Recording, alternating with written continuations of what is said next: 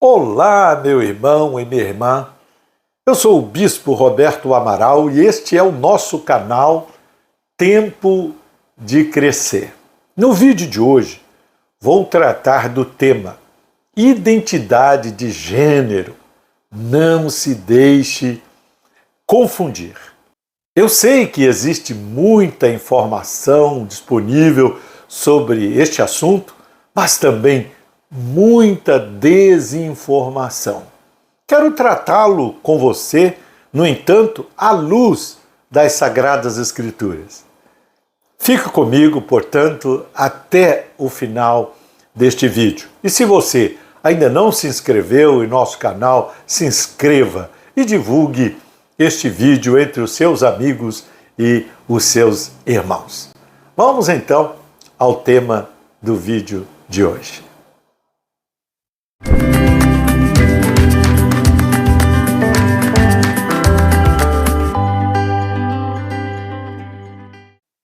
A identidade de gênero é uma construção social, um conceito fruto de uma convenção.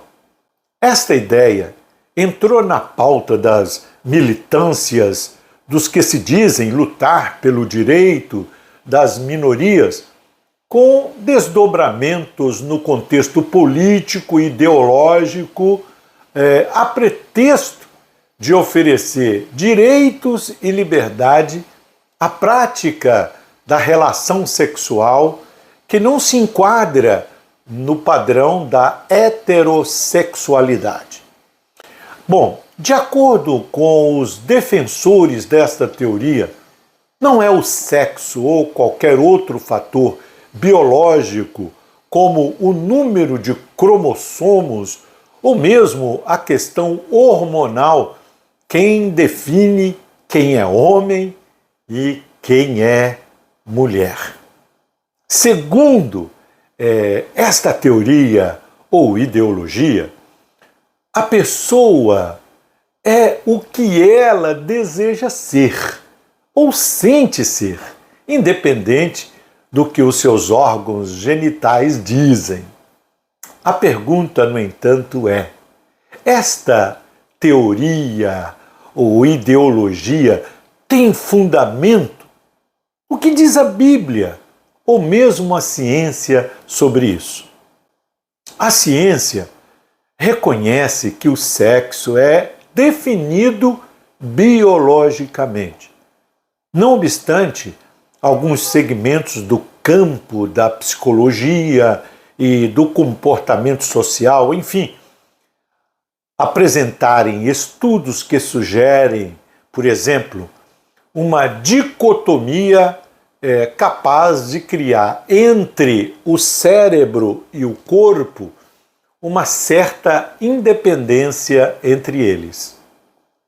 É como se o cérebro, de repente, fosse capaz de determinar o sexo da pessoa independente do corpo. Esta teoria serve de base para a sustentação da identidade de gênero, que insiste que a pessoa é o que ela sente ser e não o que os seus órgãos genitais dizem que ela é.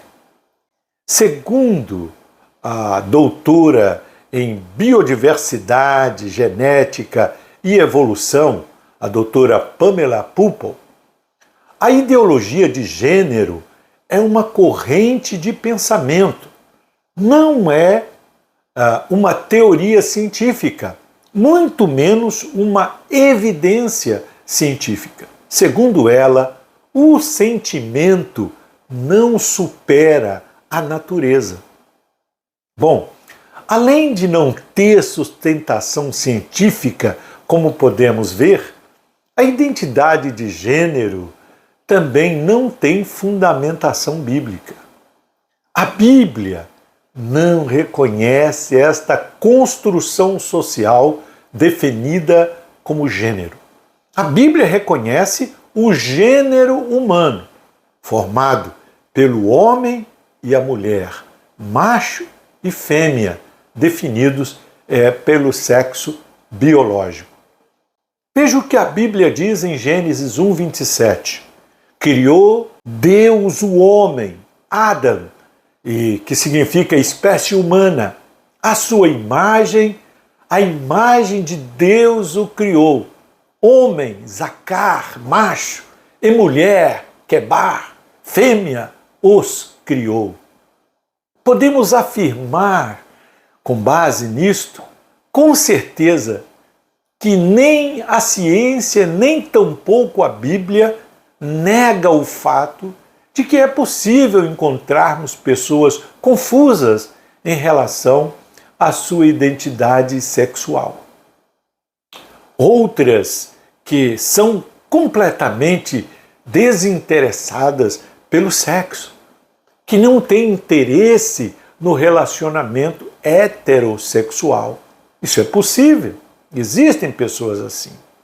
Este fato se deve, entretanto, a vários fatores, podendo ser biológico também, mas é muito mais social e cultural.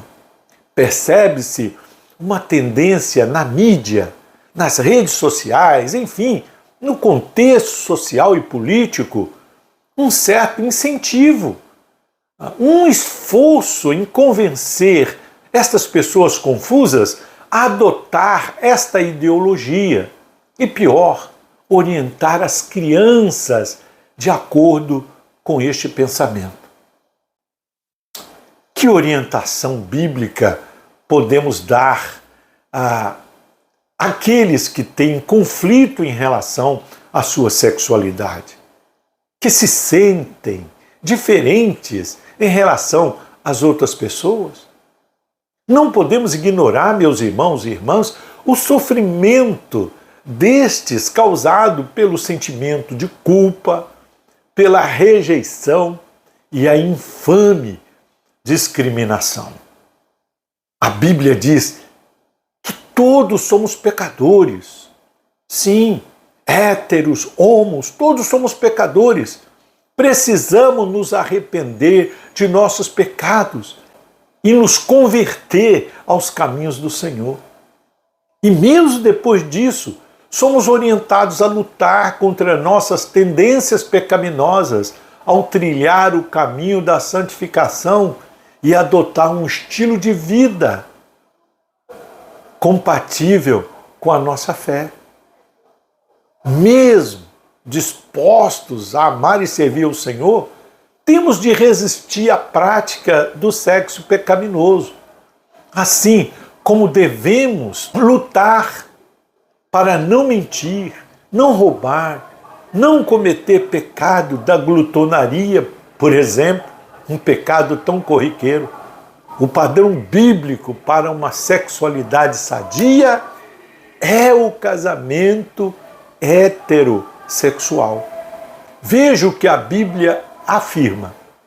Não tendes lido que o Criador, desde o princípio, os fez homem e mulher, e que disse: por esta causa deixará o homem pai e mãe e se unirá à sua mulher, tornando-se os dois uma só carne? Mateus 19, 4 a 5. A Bíblia não torna o casamento uma obrigação para ninguém, e nem tampouco a prática do sexo. Ninguém é obrigado a ter relações sexuais. Podemos optar por servir a Deus, adotando outro estilo de vida que abre mão de práticas sexuais.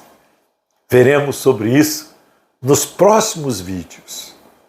O importante é vivermos de modo digno a nossa vocação, o nosso chamado para seguir a Cristo.